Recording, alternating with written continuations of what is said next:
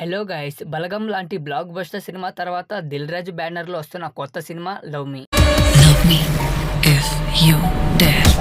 Arun Bhimavarapu direction వస్తున్న ఈ సినిమాకి ఎంఎం కీరవాణి గారు మ్యూజిక్ ఇస్తున్నారు. ఈ సినిమా మే 25న రిలీజ్ అవుతుంది. ఇక రీసెంట్ గా రిలీజ్ అయిన ట్రైలర్ విషయానికి వస్తే ప్రతిరోజు 8 గంటలకి అలారం మోగటం, దాని గురించి ఆలోచించి ఆ ఊర్లో జనాలు భయపడుతుండటం వంటివి జరుగుతుంటాయి. హీరో అర్జున్ అనే రోల్ లో కనిపిస్తాడు. హీరో క్యారెక్టర్ దిల్ సినిమాలో నితిన్ టైపు.